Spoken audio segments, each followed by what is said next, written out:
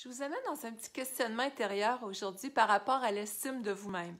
Qu'est-ce que ça vous prend pour vous sentir bien, pour vous sentir une personne qui a de la valeur? Eh bien, sans jugement, je vous donne quelques points de repère. Il y a des personnes pour qui ça va être d'avoir un beau diplôme accroché sur le mur, puis ça devient leur identité. On va leur demander, parle-moi de toi, bien, je suis médecin, je suis avocat, je suis secrétaire, je suis infirmière, pour vous donner des exemples. Non, parle-moi de toi. Qui est l'homme ou la femme derrière ce diplôme-là?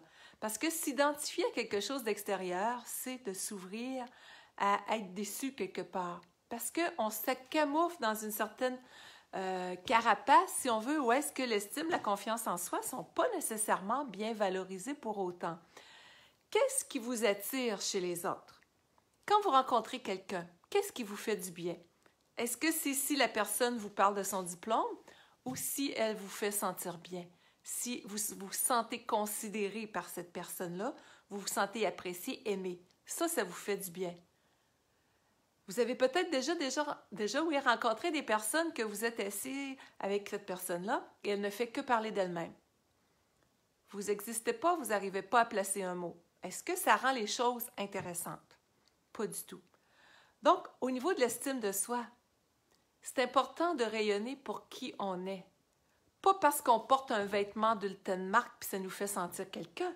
Pas parce qu'on étudie ou qu'on a un diplôme de tel type de profession puis que ça nous fait sentir quelqu'un.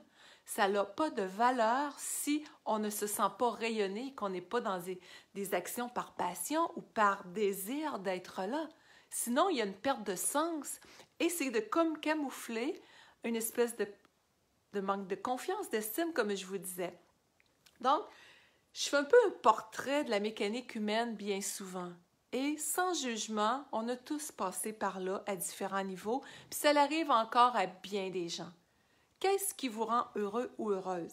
Moi, ce qui me rend heureuse, la simplicité. Je m'en fous de ce que les autres ont à dire. Pas que je ne tiens pas compte de l'opinion des autres. Je suis tellement occupée à m'occuper de moi pour être bien avec mon chum, mes enfants, ma famille. J'ai pas de temps à perdre avec le chiolage puis ces choses comme ça. C'est comme ça n'existe pas, ça ne fait pas partie de ma vie. Donc, qu'est-ce qui est important pour vous au quotidien? Qu'est-ce qui vous amène à vous sentir dans la joie, la légèreté? Et je peux comprendre, vous avez votre histoire de vie. Je le vois tellement en coaching, et ça, c'est régulier, les gens manquent d'estime, se sont sentis rejetés, se sont sentis abandonnés, en manque d'amour.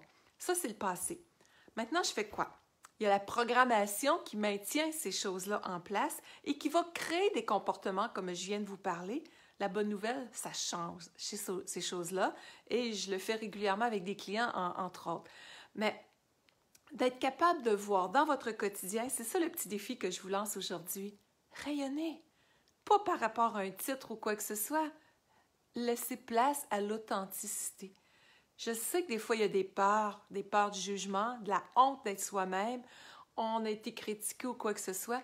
Nous ne sommes pas ces masques-là. Nous ne sommes pas les mots que les autres ont pu nous mettre comme étiquette.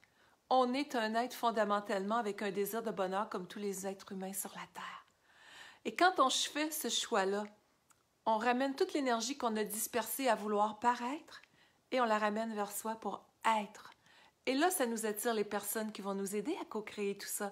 Ça nous amène vers les bonnes ressources et ça nous fait prendre une grande décision qui est de s'autoriser à se choisir avec bienveillance. Donc, c'est l'invitation que je vous lance aujourd'hui. De vous choisir avec bienveillance, vous faire aider aux besoins, c'est bien certain. Mais qu'est-ce que vous pouvez faire pour ne pas être identifié à du paraître et être dans l'être? Dans l'amour, dans votre lumière, vous intéressez aux autres et plus vous allez vous intéresser aux autres pour qu'est-ce qu'ils sont aussi, plus que vous allez passer pour une personne intéressante. Mais il y a tout de quoi de plus monotone que d'être avec quelqu'un qui ne s'intéresse pas à vous. Donc, quand l'estime de soi, elle est présente, on n'a rien à prouver, on s'intéresse aux autres, on s'intéresse à soi et on vit dans l'instant présent encore plus facilement. Alors, au plaisir de lire vos commentaires. Si vous trouvez une valeur ajoutée à tout ça, bien, je vous invite à partager cette petite vidéo-là. On ne sait jamais qui que ça peut aider. Alors, gros câlin tout le monde. Bye bye.